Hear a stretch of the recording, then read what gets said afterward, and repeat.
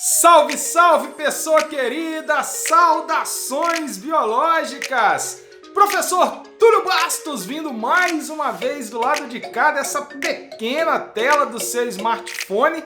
Esse é o nosso 21º vídeo e nesse vídeo iremos abordar o sistema excretor, ou também chamado de sistema urinário humano. Então roda a vinheta que a gente volta falando os principais detalhes sobre esse que é um sistema importantíssimo para a prova do Enem. Simbora!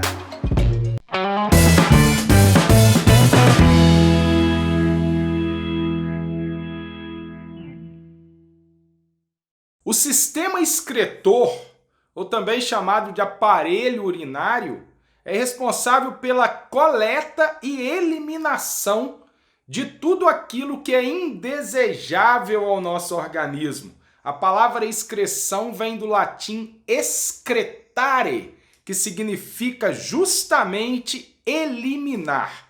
Eliminar no sentido de jogar para fora as excretas, aquilo que foi produzido de acordo com a atividade metabólica a nível celular e que, por ser tóxico ao organismo, deve ser eliminado para não causar um desequilíbrio metabólico. Por exemplo, o próprio CO2 eliminado na respiração, ele é um subproduto do processo de respiração aeróbica a nível celular e constantemente o nosso corpo está eliminando este subproduto, tanto no momento da expiração, bem como no momento da micção, no momento que a gente faz xixi, no momento da eliminação da urina, parte do dióxido de carbono também será eliminado. No entanto, para efeito de prova de vestibular, toda vez que a gente pensar no sistema excretor a nível de excreta, nós devemos pensar principalmente nas excretas que contêm nitrogênio em sua molécula e que por isso são chamadas de excretas nitrogenadas. Nos animais, quem são as excretas principais? A amônia, a ureia e o ácido úrico. E é muito importante a gente falar um pouco sobre essas excretas. A gente vai fazer uma comparação das excretas quanto ao nível de toxidez, a quantidade de energia necessária para a síntese da excreta e a quantidade de água, o gasto hídrico referente à eliminação desta excreta. O quanto de água que o organismo precisa para eliminar a excreta de acordo com o seu grau de toxidez. A amônia, ela é a excreta mais tóxica de todas as três e o ácido úrico é a menos tóxica. A ureia, tudo dela vocês vão ver aqui na tabela que é mediano.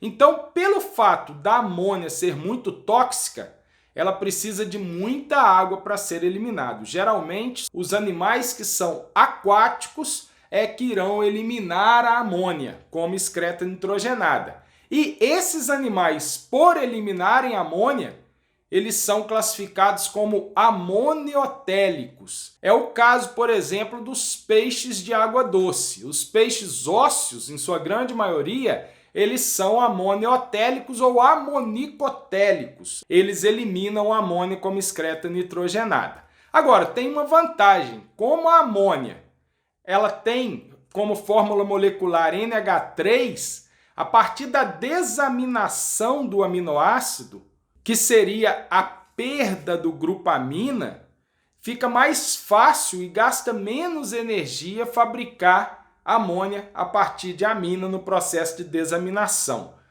Esse processo nos humanos, ele acontece no fígado, a nível de um ciclo hepático chamado ciclo da ornitina.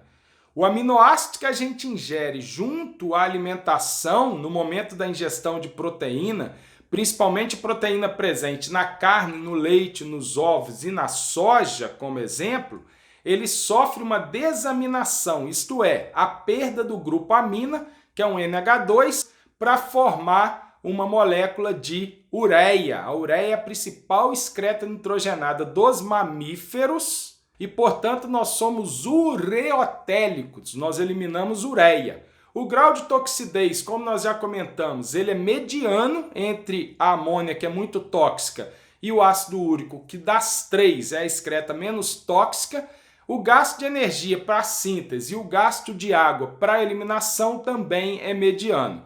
Além dos mamíferos, um outro grupo de animal que também elimina ureia seriam os anfíbios adultos. Outro grupo de animal que também é ureotélico seriam os peixes cartilaginosos. Os peixes cartilaginosos, eles eliminam ureia também como excreta nitrogenada e acontece inclusive um processo chamado uremia fisiológica que está relacionado ao balanço hídrico, à regulação hidrosmótica desses animais.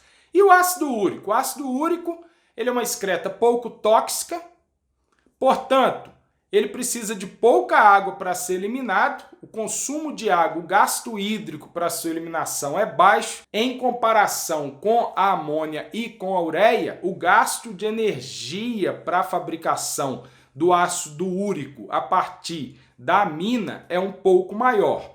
Quem vai eliminar ácido úrico será chamado de uricotélico, e os principais exemplos seriam os animais ovíparos, como répteis e aves. Vamos fazer uma revisão rápida. Nós temos 3 excretas nitrogenadas principais. Elas são fabricadas a nível metabólico a partir da desaminação dos aminoácidos ingeridos da alimentação e são elas a amônia, a ureia e o ácido úrico.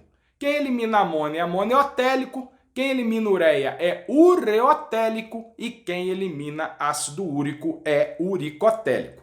Agora vamos falar um pouco da composição do aparelho urinário humano, do sistema excretor humano. Nosso sistema excretor ele é composto por 2 rins, localizados abaixo do diafragma, mais na posição dorsal, na região abdominal, acima da região pélvica. Eles têm formato de um feijão com aproximadamente 10 centímetros de comprimento. Saindo dos rins, existe uma região chamada bacinete ou pelve renal que liga os órgãos aos ureteres. Os ureteres se ligam à bexiga urinária, que é o órgão responsável pelo armazenamento da urina.